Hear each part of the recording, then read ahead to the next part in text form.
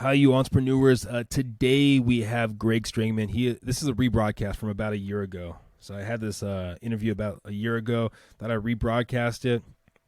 And it's been we have new listeners from that time, and I thought there's some words of wisdom. If you're looking to build your platform, if you're looking to develop a community, bring artwork to your community, this podcast could be right for you. Please listen, please subscribe, and of course, tell your friends.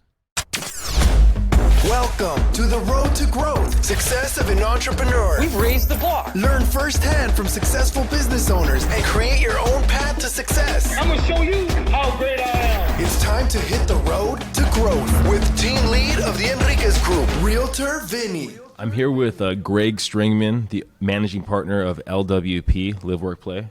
Hey, Vinny. Thanks for having me.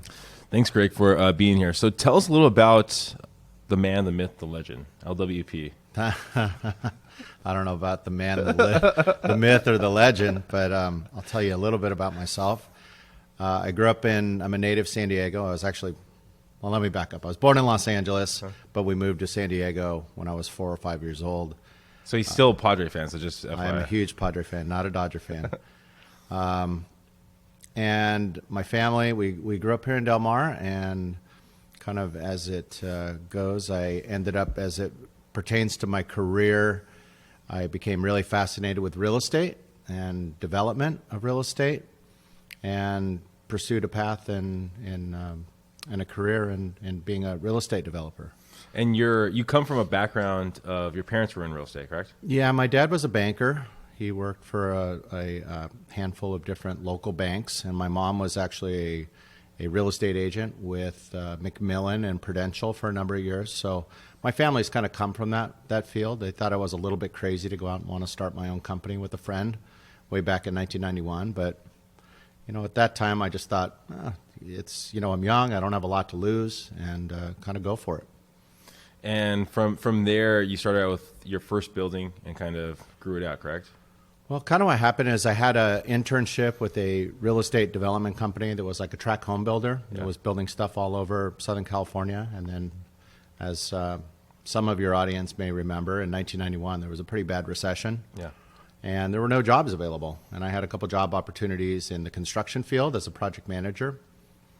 But that just didn't excite me. One thing that I know about myself is I'm passionate. And I only want to work on projects that are meaningful and exciting to me. So I kind of embarked on the path with one friend to start a development company.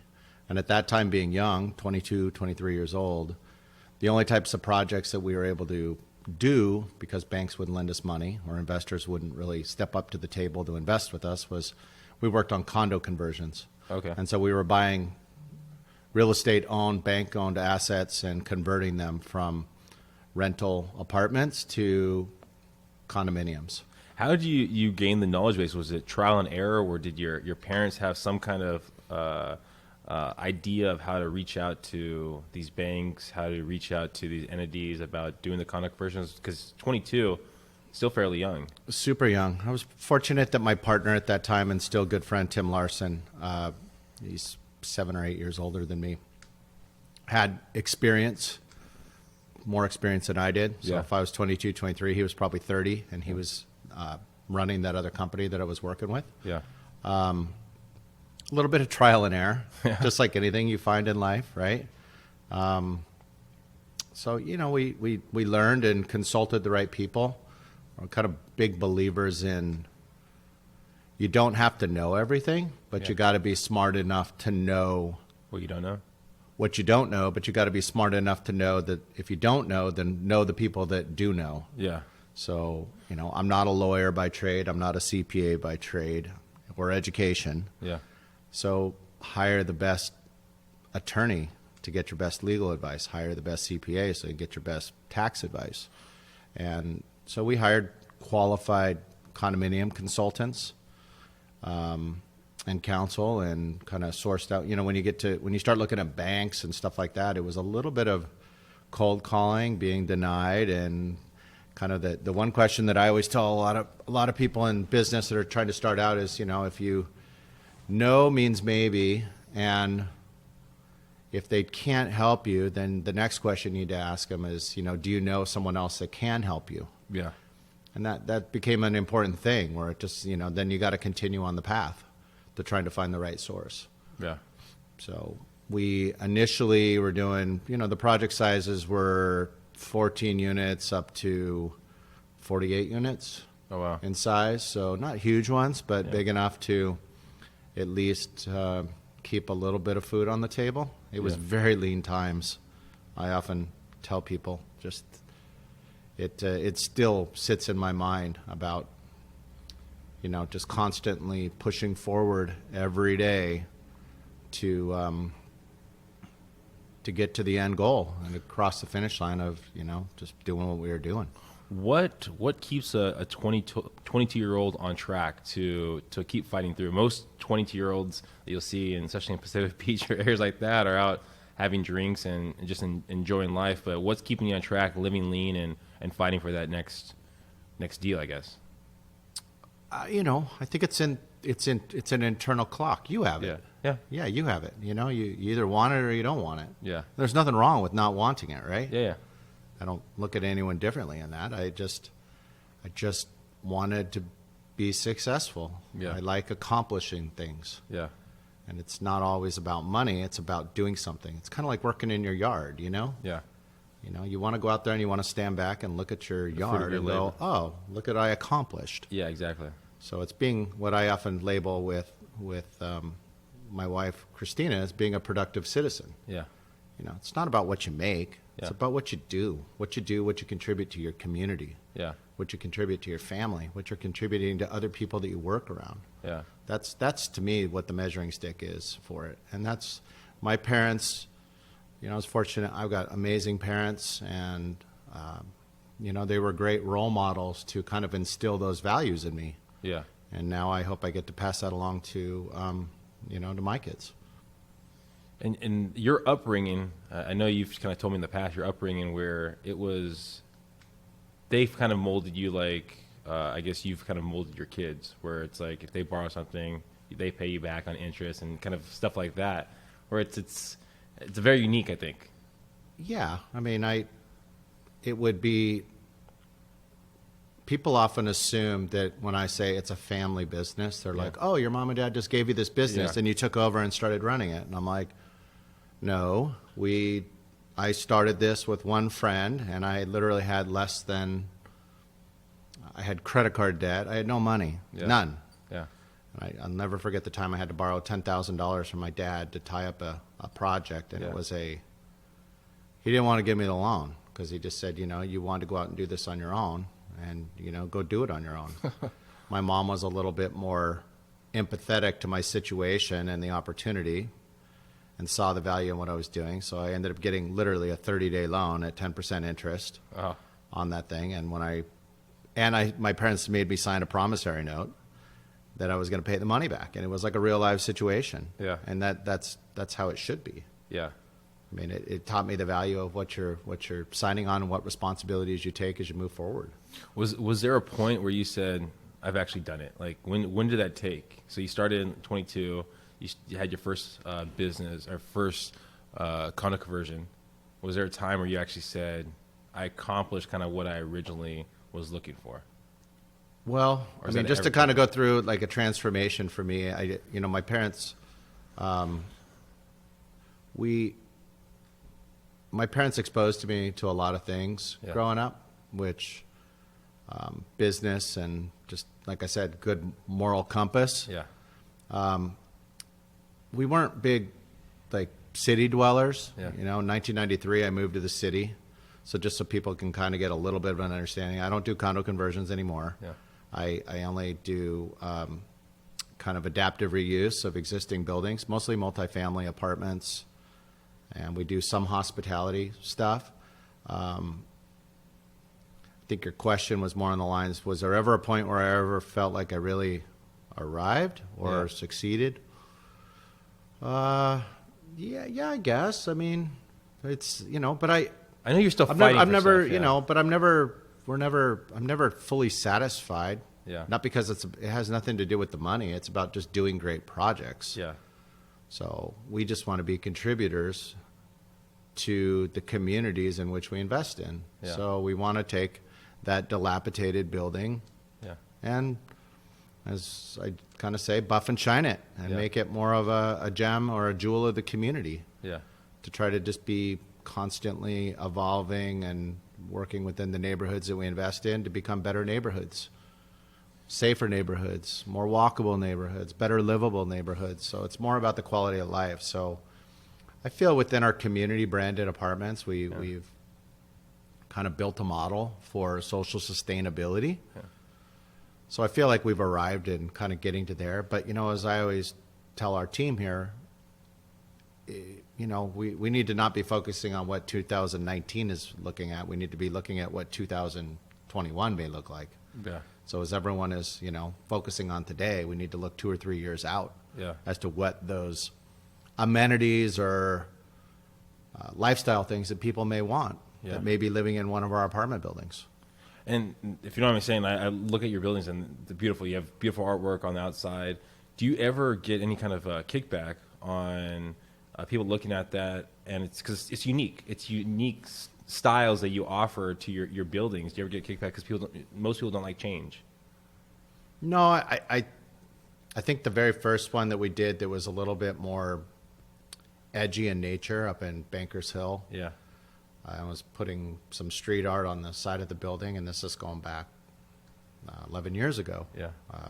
And some women in the neighborhood, older women, that were walking their dogs over to Balboa Park and walked past the building, and they were just like, what in the world are you doing? And I told them, that we were putting this up, and at first it was just kind of like, oh my gosh, the neighborhood's gone to hell in a handbasket, and then it was kind of funny because once it was all completed and I saw those same group of women, because they did their walk all the time. They were really grateful that it kind of added an edgy component to the community, but in a very tasteful manner. So we don't get a lot of pushback. We got some more social pushback in a community like Barrio Logan for being quote unquote capitalist people and instead of just being community people.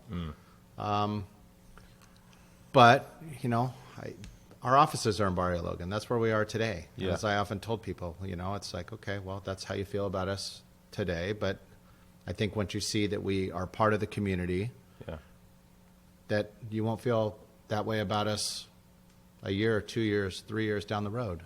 And I feel like we get along great and integrate with everyone here and love being a part of this community. And you guys have made a dent in Barrio Logan, I think for at least for the better in the way I look at it. And now you're expanding to Mexico. How's that been changing from the United States to Mexico? We started in downtown, so kind of how I ended up in this artistic background was I became super fascinated with old buildings and lofts.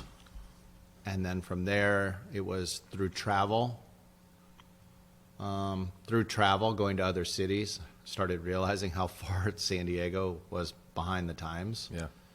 I have this theory of craft beer, and Greg Cook at Stone Brewery changed San Diego in 1995 because craft beer was the evolution of craft beer for San Diego. Yeah. No offense to Carl Strauss, but I think just that edginess of Stone and what they did just kind of changed the mental makeup of what people here in San Diego kind of expected for life, Yeah. And so I just became very, believing in the artisanal methods of doing things and wanted to be part of it here. And then in San Diego, as it pertains to Mexico, it's funny. I fell into it. I do a lot of volunteering, and I'm active in Urban Land Institute, and I got asked to be on a redevelopment panel of downtown Tijuana, and it was at the time when I was telling my wife, like, I really want to do another project in another city, LA, New York. I just kind of want to get out and do something just to say that I went for it one time, like by playing it safe in our own backyard. And then I went and did this panel, and Tijuana, and I was just like, wow, this is crazy. This is only 20 minutes away from, and I spent a lot of time growing up down in Mexico. My grandparents used to live in Ensenada, and so we as a family used to go down there a lot. But, with all the narco violence and everything that happened in 2008, 2009, 2010, I just was not interested in going down there at all. So it's doing business in Mexico. It's a different workflow, as I often tell people. It's not better, worse than working here in San Diego. It's just different. Yeah. So it's a slower pace. There's a lot less regulation. So, the process that we go through here in San Diego for building permits or planning is much more stringent than it is, say, in Mexico. So the projects we're doing in Mexico right now, Tijuana and also Valle de Guadalupe, are more in the hospitality sector. So trying to be that instigator, for lack of a better word, of encouraging people to cross the border and go experience a really cool community and culture that safely that they may not be exposed to. So our projects down there, like I said, they're Airbnbs and things of that nature. You're very big into customer service, and I know you're saying down in Mexico that maybe it's a little bit slower. Does that affect the level of standards that you have of your customer service? Because you're really strong with customer service here at a lot of your locations.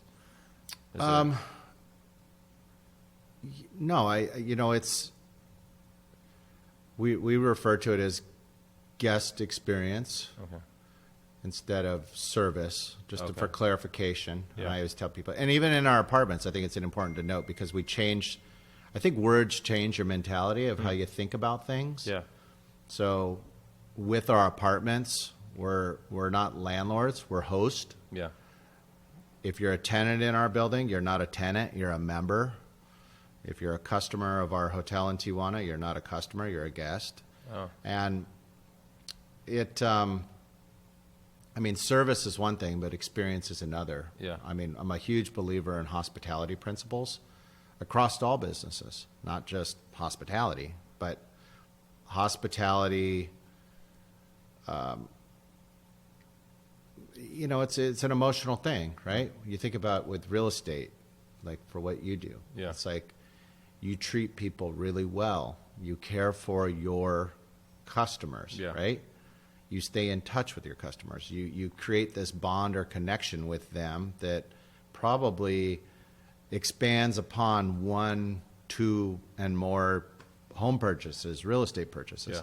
Well, we want to do the same thing with people living in our apartment buildings, or we want to do the same thing with people staying in our hotels. So, we amplify as much as we possibly can our experience levels. So, we'll pretty much do anything that we, and it started, one of the redevelopment projects I did was the Pearl Hotel in 2007, 2008, probably the shittiest time you can open a small little boutique hotel. But I honestly, if I look back at it, one of my proudest achievements from a career standpoint was doing that project, because there weren't a lot of boutique hotels and something that designed forward in San Diego at that time.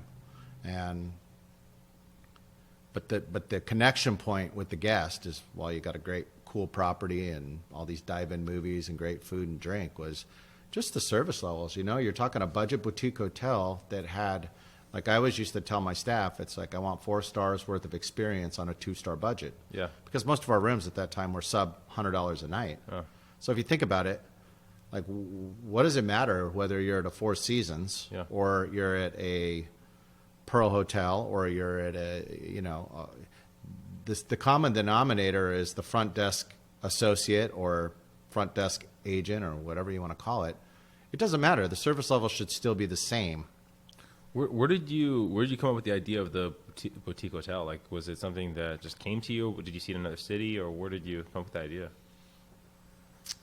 I just, we started a nightclub, Onyx Room, in 1999, and I like people. I'm a people person, and I just thought this would be something that San Diego could really use. I like modernism. I like mid-century design, and I literally the first property that I looked at was the old Sportsman's Lodge, which became the Pearl Hotel, and kind of went for it. And I knew nothing about, never worked in a hotel, never worked in a restaurant, never worked in a bar. Just kind of went for it. Did the best I could. Again, getting back to what I said, hired the best consultant. We hired an ex-Kimpton Hotel manager to be our consultant, and I got a bank to believe in me and got an investor to believe in us, and we forged on, and we disposed of that asset last year. So I owned it for 10 years. Didn't plan on selling it. Just kind of decided, someone came along and wrote us an offer that was too good to be true for us, and we closed that chapter in our life and moved on to another one. How, like, for maybe new entrepreneurs, new developers, new people that want to actually build a business, how would you find the best? Like, you're saying that you've surrounded yourself by the best people out there. Was it word of mouth? Was it through different platforms, or what? How are you finding those people, those strong people that you surround yourself by? Well, I think people have to get out and network. Yeah. Like, I think the first thing is you have to, as we talked earlier, you have to have a strong gut. Yeah. Because there are going to be times that you're going to fail. But, failing to me is just what you do with it. It's okay to fail as long as you learn from the failure, right? Yeah. And you get back up and you keep moving forward. If you stop, then you failed, right? Yeah. As to finding those people, you have to get out and network. That's one of the things I always tell people. You got to get out and meet people. And so you just start asking around, be involved in the trade associations in which your business or segment of your market is in. So, my first thing was pretty much called the San Diego Hotel Motel Association. I called the San Diego Tourism Group, that manages the convention center. I was just like, hey, does anybody know someone that can do some consulting for me, that can teach me how long it takes to clean a room, or how much I'm going to spend on guest supplies, or what linens cost, or procedurally how you do this? Think about it. Reservation systems. I like learning. So you just kind of have to just kind of put yourself out there. Again, it's just like, oh, you don't know anyone? Okay, well, do you know someone else that might be able to help me? People are willing to help people all the time, right? Yeah. So, you just kind of got to have your eyes wide open. Yeah. Because you don't know who that next connection will be. Yeah. Not necessarily even for your career, but even on a community base, like just being friends and meeting interesting people. I don't know. I joke with my wife all the time that we just somehow end up meeting really interesting people at the most random times. Yeah. Like literally waiting in line to get a taco at a Cholo soccer game, or or we met someone when we were in Valle de Guadalupe last week that had lost their dogs, and their dog was on our property, and we end up meeting the woman, and she ends up owning the Parque del Niños in Valle. Then they got a little zoo over there, and she takes us on a private tour. You just meet interesting people because you're open-minded to meeting interesting people. Yeah. So I always tell people, be open-minded to meeting anybody. Don't go into it looking at like, what am I going to get from this person? Go into it, what can I give this person, right? Yeah. And I know for yourself, you give back a lot to young developers, young architects. You give it back to a lot of individuals. Is that kind of where that mindset comes from, just to give back to people? Because Well, I think being civically and socially and community involved is important. I spent 14 years on the Gaslamp Corridor Association board, Land Use and Planning Committee through that, the Downtown Partnership. I was on that board and executive committee for I don't know how many years. I chaired the PBID, the Property-Based Clean and Safe Program for downtown. I chaired that for 5 years and was on the board for that, and did a lot of mentoring at San Diego High School. Urban Land Institute is the one that I've done for the last 4 years, and now I'm blessed with the opportunity, along with my wife, to mentor and raise 2 cool kids. And but I think it's important to give back. Yeah.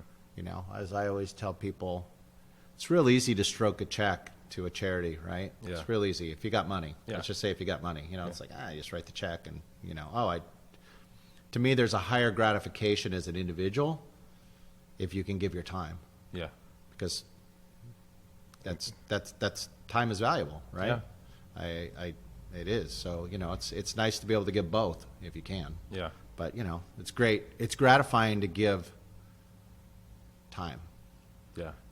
Yeah, we just did a team building thing in Tijuana, went down to the World Central Kitchen in Tijuana that's doing a lot of feeding of the caravan people, whether you believe in it or not. I mean, I'm not going to get political, but you know what? There's a humanitarian side of caring for people that I would hope that everybody has, you know? I mean, I am for legal immigration, but, you know, it's just down there helping people. So we did a team building thing with everyone in our company that went down there to go volunteer in the kitchen.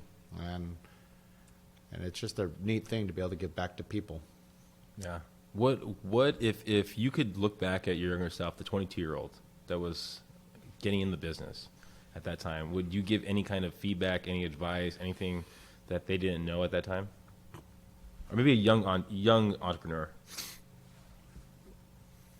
Well, I think do what you love. Find a way to do what you love by making some money at it. Yeah.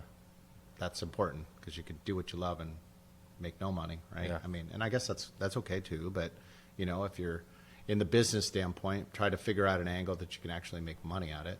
But have that passion. Have that passion. You have to have a passion. I often, when I did a lot of mentoring at San Diego High School, and the teachers and the school had a lot of ambitions for these students to go to 4-year colleges, and maybe that wasn't in the cards for everybody, right? So, like I tell a lot of the students, go to a junior college, go to a trade school, you know, I mean, if your passion is cars, and then be the best auto mechanic you can be, right? You know, you're not going to go to a 4-year college because you like working on cars.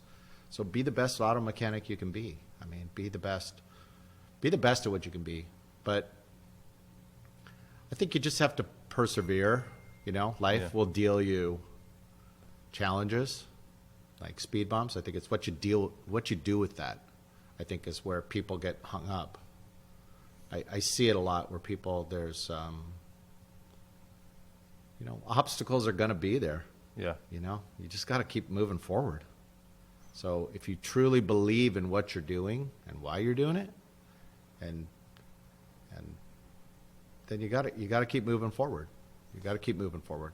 And I think too many people, you know, if you read Napoleon Hill or, you know, those type books, Think and Grow Rich, it's, you know, just having that mentality of always 3 feet from gold. You know, you got to keep digging and digging and digging, and then you could literally stop, right? Yeah. And let's just say that gold vein could be literally 3 feet from, you know, where you were. You just have to have that mentality. Yeah. And it's not, as we were talking earlier off mic, but it's not just about money. It's about like your workout regimen, right? Yeah. Like, I mean, it can be about anything. You can be trying to lose weight. You could be trying to, like, I'm trying to learn to speak Spanish right now, you know? I mean, I'm taking Spanish classes. It's like, it's about everything. You just got to keep pushing forward. Yeah. And enjoy the process. Well, like you said, it's only a failure unless you didn't learn something or gave up. It's a learning experience. And you did it again. If you make the same mistake again. Then if you make the same mistake again, then it's kind of like, oh, shit. Yeah. You didn't learn from it, right? Exactly. So what's next for the L.W.P group? Or yourself? Well, we're working on the projects in Mexico. So I like to think of ourselves as being a pioneer of developing on both sides of the border. We want to grow our community-branded apartment portfolio. I mean, right now I think we have around, 200, 250 apartment units. And we're passionate about our one bunk hospitality concept that, you know, has a couple places here in San Diego now, and also Tijuana, and then we'll have the one in Barrio Logan. And then my wife and I in recent times have become I've always been interested in art, but we've just started collecting some art and learning more about art lately. So I think it's really interesting to kind of knowledge is power, you know. I mean, it's just fun learning. I love learning about art, and so we're I don't know. I may do some offshoots of some things that are still real estate related, lending, because we've kind of started a fund and doing private loans, and so it's still all real estate related, hospitality related, but it'd be nice to have some little bit more passion projects in the space of art and things of that nature. What if there was someone out there that wanted to either stay at one of the Airbnbs, rent one of the rooms? What platform could they look on the website, or do you have a website that they can look at? So if you're interested in the hospitality side of things, it's onebunk.com, like the number ONE, bunk, like a bunk bed, onebunk.com. And then you'll find our listings on there. And if you're interested in any of our apartments or commercial spaces, it's L.W.P group.com. Okay. Stands for Live, Work, Play Group, L.W.P group.com. And then if there's anyone that, let's say, because I know you still do some of the mentor programs and stuff like that. If there was anyone out there that had questions, maybe trying to get into it, is there a good resource they could go to, or is there like a way that they could try to reach out to one of those platforms where you mentor or anything like that? Well, I think Urban Land Institute, Okay. ULI, has a young leaders program that is. I actually stepped down this year. Okay. So I did 4 years of leading Group 1, which was small urban redevelopment. Excuse me. And I just felt like here again, it gets back to doing everything to the highest and best level. And I've done it for 4 years. I felt like I just didn't think I had the energy to do a 5th year. So I just told them I need to take a year off and kind of focus on something else. So, but it's still an amazing program. And I learned as much from the young leaders as I hope that they learn from me. I mean, I learn a lot. I'm 51 years old, and I still feel like I learn from, because I'm not, there's different perspectives on things, right? Yeah.